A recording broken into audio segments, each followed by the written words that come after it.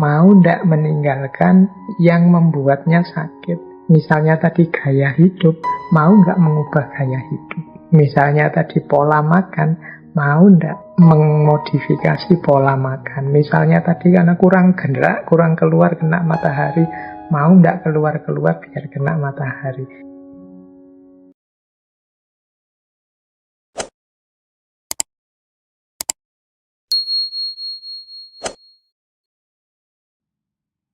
Kuncinya manusia dan kemanusiaan itu ada pada otak.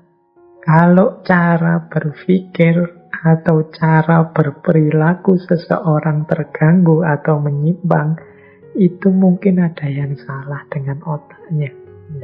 Ini sebenarnya teori yang umum, populer sekali di masyarakat. Kalau ada orang ngomongnya ngelantur, pikirannya tidak jelas kemana-mana, kelakuannya, perilakunya juga tidak seperti orang umumnya, kita kan sering menyebut orang ini, wah, otaknya terganggu mesti. Ada yang tidak beres ini mesti. Malih mesti ini, dan seterusnya. Jadi, kuncinya diri kemanusiaan kita itu ada pada otak. Kalau otak rusak, kesadaran kita sebagai manusia juga kacau. Kita tidak bisa mikir, emosi kita juga tidak akan ada kontrolnya. Jadi ini pandangannya Hippocrates. Makanya dia disebut pelopor somatogenesis.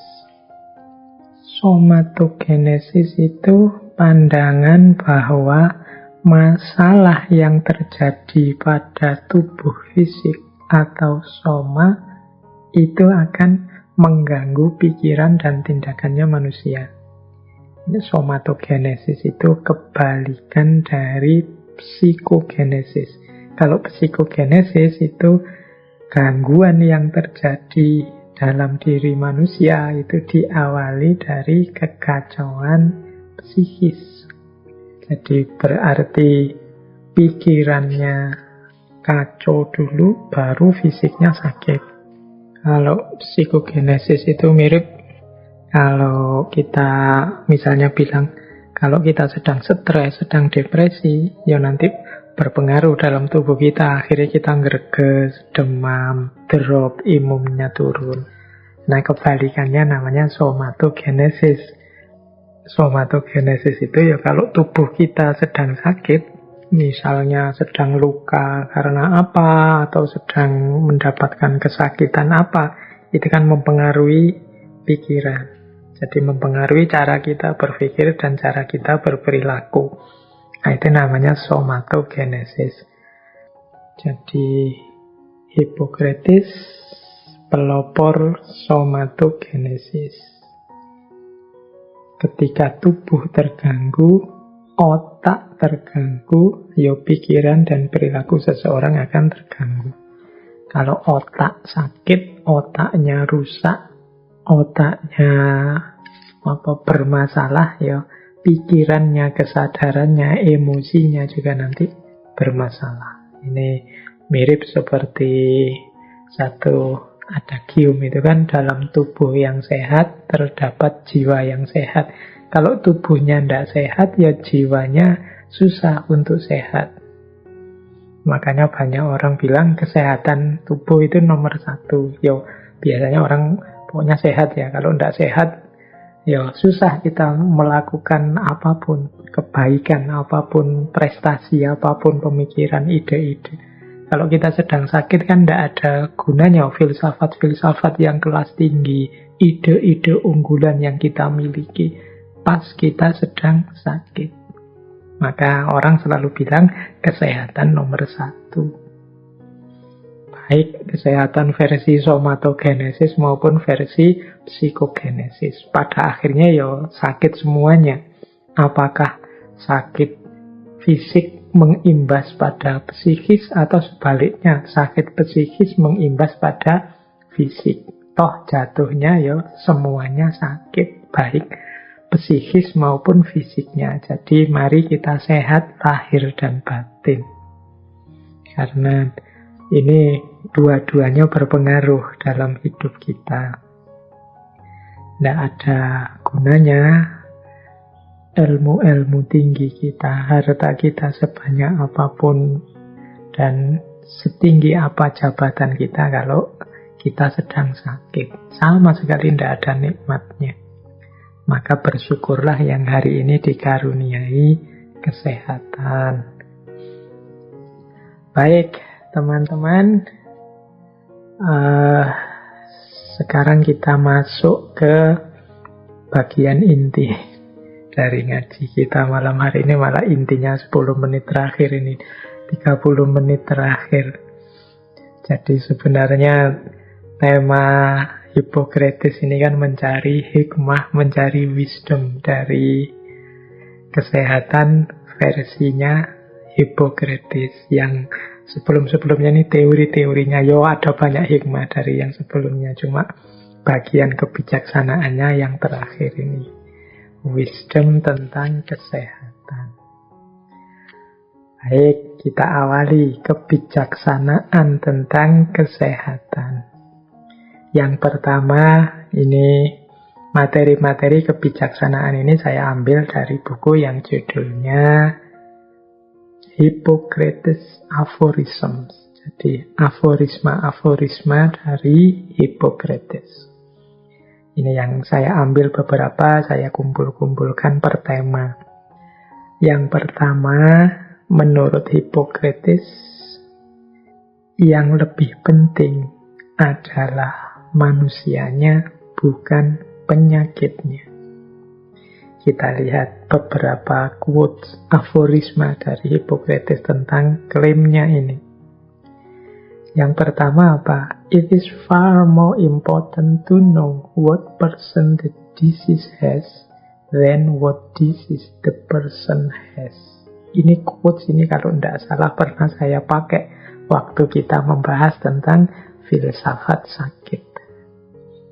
Jadi jauh lebih penting untuk mengetahui orang yang mengidap penyakit itu daripada penyakit apa yang diderita orang tersebut.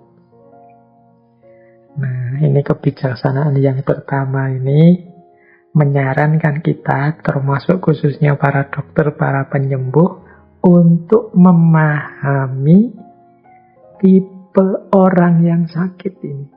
Tipe orang yang sakit ini lebih penting dipahami daripada penyakitnya, itu mudahnya. Mengapa? Ya kadang-kadang cara berpikir, cara berperilaku, cara bertindak orang ini kalau tidak diubah, ya penyakitnya tidak akan hilang. Jadi dikasih obat mahal-mahal, tapi kalau gaya hidupnya tidak berubah, ya penyakit itu pada akhirnya akan kembali lagi. Jadi lebih penting kita pahami ini orang ini seperti apa gaya hidupnya, tipe orang yang cara berpikirnya bagaimana, dan lain sebagainya. Kalau orangnya misalnya, saya tidak percaya, dokter tidak percaya obat, ya meskipun sama dokternya diberi obat sak kresek, ya tetap tidak akan diminum, dia tidak percaya. Atau mungkin ada orang yang gaya hidupnya tidak pernah tidur, tiap malam melekan, ngerokok, minum terus tidak berhenti-berhenti, sementara penyakit yang diderita berhubungan dengan itu. Kalau gaya hidupnya tidak dibereskan, ya tidak akan ketemu yang namanya kesehatan dan kesembuhan, meskipun bolak-balik atau tiap hari minum, mengkonsumsi obat-obatan sesuai dengan penyakit yang dia derita. Jadi yang pertama penting kita kenali adalah orangnya. Itu makanya tadi saya bilang buat teman-teman kalau sedang ketemu dokter untuk kepentingan kesembuhan, mungkin dokternya agak pendiam, tidak tanya macam-macam, boleh teman-teman ceritalah sebanyak-banyaknya tentang dirimu. Siapa tahu dengan kita cerita kebiasaan-kebiasaan, mungkin kebiasaan hidup, kebiasaan konsumsi, kebiasaan tidur, dan lain sebagainya, itu membuat dokter lebih mudah memberi kita resep untuk kesembuhan kita. Jangan-jangan kita menganggap hidup dan gaya hidup kita itu ya baik-baik saja, beres-beres saja. Padahal mungkin ada banyak masalah di balik itu yang kita tidak tahu. Maka ceritakan saja. Makanya di quotes kedua itu, sebelum engkau menyembuhkan seseorang, tanyakan kepadanya apakah ia mau meninggalkan segala yang membuatnya sakit. Nah, ini penting, karena sakit itu kan selalu ada sebabnya. Seperti tadi ya, dalam epidemiologi selalu ada hubungan antara host, agent, dan lingkungan. Yang solusinya adalah modifikasi-modifikasi. Maka ayo kita tanyakan para dokter pada pasien-pasien kita, mau tidak meninggalkan yang membuatnya sakit. Misalnya tadi gaya hidup, mau nggak mengubah gaya hidup. Misalnya tadi pola makan, mau nggak memodifikasi pola makan. Misalnya tadi karena kurang gerak, kurang keluar kena matahari, mau nggak keluar-keluar biar kena matahari. Ini penting ditanyakan pertama-tama. Kalau dia nggak mau, lah ya mau gimana lagi? Mungkin dia cuma milih sakit, tidak mau dengan solusinya, atau mungkin dia pingin kayak tadi orang jenis apa tadi, jenis flekmatis tadi, yang saya sudah nyaman dengan kayak gini. Tiap hari saya sudah enaknya itu ya habis nongkrong, ngopi, ngerokok, main HP, ya sudah tidak bisa diubah-ubah lagi, sudah nyaman seperti ini misalnya. Ya kalau memang orangnya tidak mau berubah, diberi obat berapapun ya nanti penyakitnya akan kembali lagi. Karena dia tidak mau meninggalkan apa yang membuatnya sakit. Jadi ini penting, kita juga begitu. Kalau kita sedang sakit, coba kita tanya diri kita sendiri, mau atau tidak kita meninggalkan kebiasaan gaya hidup yang membuat kita sakit. Kalau jawabannya tidak mau, berarti kita harus siap-siap menguatkan diri untuk menanggung sakit itu. Wong hidup ini ada sunatullahnya. Pak, saya tidak takut dengan penyakit, Pak. Saya takutnya dengan Allah saja. Tiba-tiba saya ingat kalimat itu. Banyak sekali kemarin kalimat ini berseliweran ya. Jadi, pokoknya saya nyaman begini. Intinya kan itu. Saya kalau dengan penyakit tidak takut, takutnya dengan Allah saja. Sebenarnya kalimat itu benar. Tinggal dilanjutkan. Kalau sudah takut dengan Allah, yang harus dilakukan apa? Ketika orang takut dengan Allah itu kan berarti dia harus mau menjalankan perintahnya, amanah-amanahnya, dan menjauhi larangannya. Nah, di antara perintah dan amanatnya Allah itu adalah menjadi khalifah di muka bumi, termasuk menjaga diri kita, badan kita, lahir dan batin. Tubuh kita lahir batin ini kan amanat dari Allah yang harus kita jaga. Tidak boleh sembrono, kita awur-awuran sehingga sampai sakit dan rusak. Wong ini titipan dari Allah.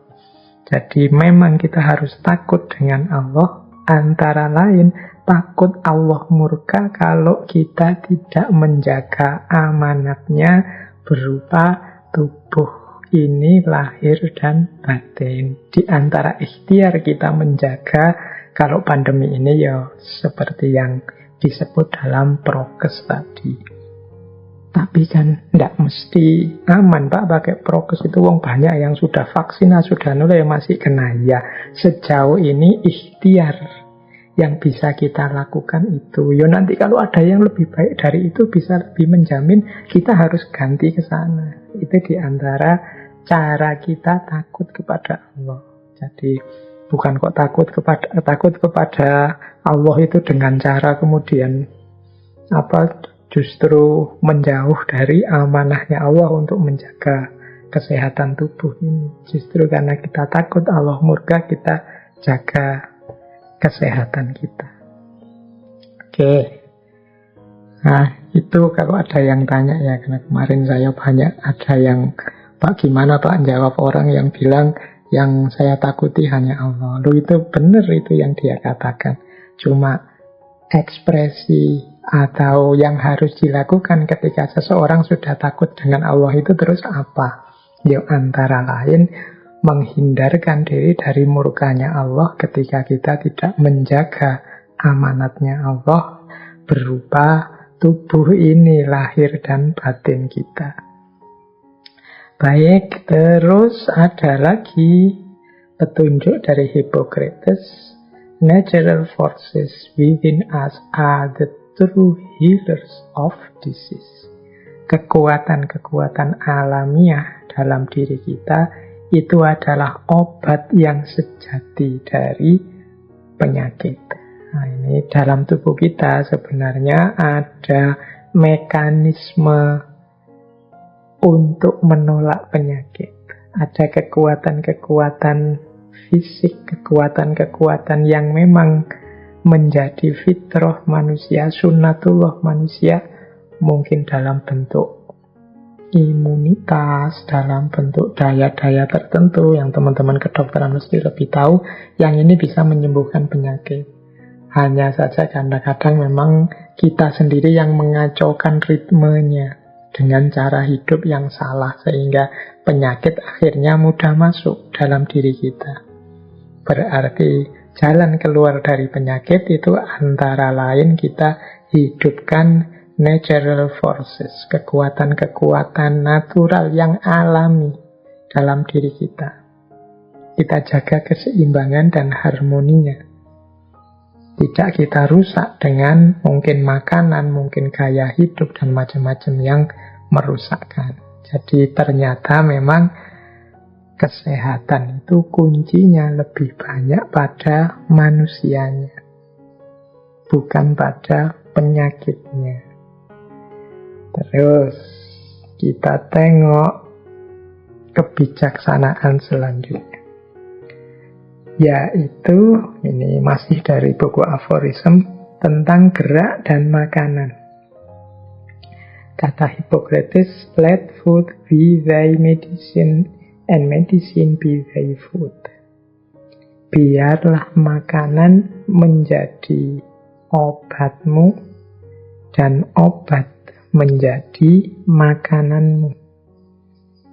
Ini maksudnya apa? Marilah kita makan yang menyehatkan. Jadi kuncinya, di antara kunci kesehatan itu makanan. Maka let food be thy medicine. Jadi biarlah makanan menjadi obatmu. Dan medicine be thy food. Dan obat menjadi makananmu. Ini maksudnya sama. Kita makan sesuatu yang menyehatkan, yang berfungsi sebagai obat. Kalau hari ini ada pepatah begini, mungkin mirip dengan pepatahnya Hippocrates ini. Biarlah makanan menjadi obatmu, atau kalau tidak, nanti obat yang menjadi makananmu. Jadi mari kita makan yang menyehatkan, sehingga makanan itu sendiri menjadi pendukung kesehatan kita. Karena kalau tidak, maka makanan akan jadi sebab hancurnya harmoni keseimbangan dalam diri kita, sehingga kita sakit, dan akhirnya menjadi terbalik, obat menjadi makanan kita. Tiap hari makan dan minum obat saja. Jadi ini penting. Biasanya yang sudah kena penyakit, yang sudah sepuh-sepuh baru sadar pentingnya makanan sehat. Yang tua-tua, yang masih muda-muda kayak teman-teman sebagian besar yang ikuti ngaji ini kan banyak yang muda-muda. Itu biasanya masih belum sadar pentingnya makanan yang sehat. Pak, tapi uang saya kan pas-pasan Pak untuk beli makanan sehat terus. Yo, sehat tidak ada hubungannya dengan mahal. Bahkan mungkin makanan yang murah-murah itu justru lebih menyehatkan. Ya makanan tertentu yang mahal-mahal itu justru banyak mengandung kolesterol, banyak mengandung unsur-unsur merusak dalam diri kita. Ayo hati-hati, makan tidak hanya mengikuti seleranya lidah, tapi juga kebutuhan badan untuk sehat. Ya kalau mengikuti seleranya lidah itu ya memang karepe ya mangan enak, terus yang itu yang sudah jadi kegemaran kita. Tapi ya hati-hati. Karena kalau tidak, makanan tidak jadi obat kita, tapi sebaliknya obat menjadi makanan kita. Kemudian selain makanan apa? Gerak. Jadi gerak itu maksudnya ya tubuh kita ini butuh beraktivitas, butuh gerak. Dia ini fungsinya banyak tubuh kita, di tangan untuk apa, kaki untuk apa, dan macam-macam ini butuh gerak. Jangan rebahan saja, jangan santai saja. Makanya kata Hippocrates, walking is man's best medicine. Jalan-jalan adalah obat terbaik bagi seseorang. Nah, ini saya tidak tahu ini kalau yang muda-muda ini siapa yang merutinkan olahraga, merutinkan jalan-jalan. Kalau ada yang nanti tanya, opo dalile kok kita harus jalan-jalan, ya pakai saja ayat dari Hippocrates ini. Walking is man's best medicine. Jadi jalan-jalan itu adalah obat terbaik bagi seseorang. Bahkan ada quotes yang lain yang saya terjemahkan dalam bahasa Indonesia saja. Jika suasana hatimu sedang buruk, pergilah jalan-jalan. Jika suasana hatimu masih buruk, pergilah jalan-jalan lagi. Oh, berarti memang maunya Hippocrates ini kita gerak keluar, jalan-jalan, jangan diam saja. Ya Pak, tapi hari ini pandemi Pak, tidak boleh keluar-keluar. Ya sudah, jalan-jalan tapi di rumah. Tidak tahu rumusnya gimana jalan-jalan di rumah itu. Ya pokoknya geraklah. Yang suka nanam-nanam, ya nanam-nanam lah. Yang suka melihara-melihara apa, pelihara-pelihara lah. Asal tidak diam. Mungkin bersih-bersih rumah, ngecat-ngecat, nyuci, nyetrika, itu semua gerak. Aktivitas-aktivitas ini membuat mood kita mungkin bisa naik. Suasana hati kita tidak lagi murung, tidak lagi suntuk. Jadi karena suasana hati yang baik, yang tidak suntuk, itu nanti mendukung kesehatan kita. Seperti tadi rumusnya, kesehatan psikis berpengaruh pada kesehatan fisik, demikian juga sebaliknya. Jadi ini rumus kebijaksanaan yang kedua. Yang ketiga, kebijaksanaan kesehatan selanjutnya ada pada aspek moderasi. Ini ada beberapa quotes yang saya bawa. Yang pertama, semua bagian tubuh memiliki fungsi. Jika digunakan secara moderat dan digunakan sesuai fungsinya, akan menjadi sehat, berkembang dengan baik, dan menua lebih lambat. Tetapi jika tidak digunakan secara tepat, mereka akan menjadi rentan terhadap penyakit, cacat dalam pertumbuhan, dan menua dengan cepat. Jadi, mari kita belajar. Ini di antara belajar kita, kan dalam filsafat itu selalu kita disuruh belajar tentang diri kita sendiri. Selama ini kalau saya bilang pelajari, pahami dirimu, itu teman-teman mesti konotasinya aspek batinnya, jati diri, kedalamannya. Tapi sebenarnya semuanya, tidak hanya aspek mentalnya, moralnya, batinnya, tapi juga fisiknya. Karena seperti saya bilang tadi, sehatnya fisik itu berpengaruh terhadap kesehatan mental, kesehatan rohani kita. Dan belajar tentang kesehatan fisik berarti kita harus paham fungsi dari bagian-bagian tubuh kita. Mata, telinga, tangan, kaki, hidung, dan lain sebagainya Mari kita pergunakan secara moderat. Moderat itu tidak berlebihan juga tidak kekurangan. Mata yuk kita gunakan melihat secara pas dan tepat. Tidak terlalu banyak melihat sesuatu atau terlalu banyak tidak dipakai. Misalnya saya merem saja tidak melihat, tidak begitu. Dipakai pas secukupnya saja. Waktunya merem tidur ya tidur, waktunya melek dipakai melihat ya melihat. Digunakan sesuai fungsinya. Jangan 24 jam di depan laptop terus. Pasti akan sakit kita. Mata kita. Kaki juga begitu, tangan juga begitu. Kalau kita rebahan saja, maka fungsinya kaki akan menurun, kekuatannya juga akan menurun. Tangan kita juga begitu. Kalau kita jarang gerak sebentar saja, biasanya terus capek. Itu berarti kita tidak mempergunakannya dengan baik. Kalau katanya Hippocrates, akan membuat kita rentan terhadap penyakit, pertumbuhannya cacat, dan menua dengan cepat. Menua dengan cepat itu cepat aus. Wong yo tidak pernah dipakai atau dipakai secara berlebihan. Jadi menggunakannya harus tepat atau pas. Jadi jangan kekurangan juga jangan berlebihan. Pak, saya mengistirahatkan mata Pak, makanya saya tidur terus mulai habis subuh sampai jam 12 siang. Itu juga tidak moderat. Berarti kekurangan cara pemakaiannya. Jadi terlalu banyak dipakai juga jelek. Wah, sekarang Pak saya sudah bisa muter stadion 50 kali sekali ngangkat loh Pak. Ya berlebihan juga jelek. Jadi yuk digunakan yang pas saja. Jadi rumus kesehatan selanjutnya itu moderasi.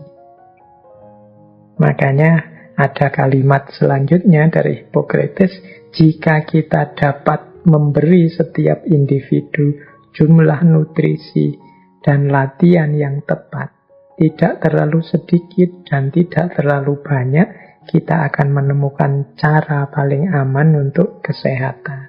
Jadi sehat itu ada pada moderasi, ada pada paradigma yang pas, tidak ekstrim. Nah, ini ternyata tidak hanya urusan rohani, urusan agama yang kita selama hari-hari ini kan kita banyak diskusi tentang moderasi beragama. Ternyata kesehatan fisik juga butuh moderasi. Diimplementasikan secara pas. Bahkan kata Hippocrates, baik tidur maupun kurang tidur, jika tidak pas sama-sama buruk. Maksudnya terlalu banyak tidur atau kurang tidur itu sama-sama buruk. Jadi ya tidur itu ya pas sesuai jamnya saja. Mungkin 7-8 jam, ya sekitar itu kita tidur. Jangan kekurangan juga jangan berlebihan. Baik, mungkin waktunya sudah habis. Saya tambah satu lagi hikmah dari ajarannya Hippocrates. Kebijaksanaan kesehatan. Penting juga kita memposisikan penyakit sebagai pelajaran. Jadi beliau menyatakan begini, orang yang bijaksana pasti menganggap kesehatan sebagai anugerah terbesar manusia dan mampu belajar dengan pikirannya sendiri bagaimana mengambil pelajaran dari sakitnya. Jadi orang bijaksana, ini kan yang dikejar-kejar para filosof itu kan jadi orang bijaksana. Cirinya dua, mampu bersyukur terhadap kesehatan yang dia nikmati, dan yang kedua mampu belajar terhadap rasa sakit yang dia rasakan. Jadi orang bijaksana itu setiap kali oleh Allah dianugerahi, diberi rasa sakit, dia belajar dari situ tentang dirinya, tentang penyakitnya, sehingga tidak jatuh pada lubang yang sama, tidak jatuh pada sakit yang sama, karena dia mengambil pelajaran dari sakit sebelumnya. Oh, kalau terlalu banyak makan ini, ternyata kemudian aku jadi pilek, aku jadi greges, demam, berarti aku jangan banyak makan itu. Nah, itu berarti bisa mengambil pelajaran dari sakitnya. Tubuhku capek sekali rasanya kok kayak dipukuli orang banyak ini. Aku habis apa sih ini tadi kok merasakan ini? Oh ternyata aku habis tidur di atas lantai sambil nyanding kopi, nonton bal-balan malam-malam, kena angin malam, lupa nutup jendelanya. Berarti besok jangan gitu lagi lah. Itu namanya mengambil pelajaran dari rasa sakit. Yang bisa belajar seperti ini hanya orang bijaksana. Kalau ada orang bolak-balik kena penyakit yang sama dengan sebab yang sama, berarti dia tidak mengambil pelajaran dari sakit yang dia alami sebelumnya. Berarti kurang bijaksana. Kalau jadi orang yang bijaksana, ya kalau sehat bersyukur, kalau sakit belajar. Mana yang salah, mana yang tidak pas. Kemudian melakukan perbaikan diri. Semoga beberapa kebijaksanaan tadi memberi kesadaran baru, wawasan baru tentang kesehatan dalam hidup kita.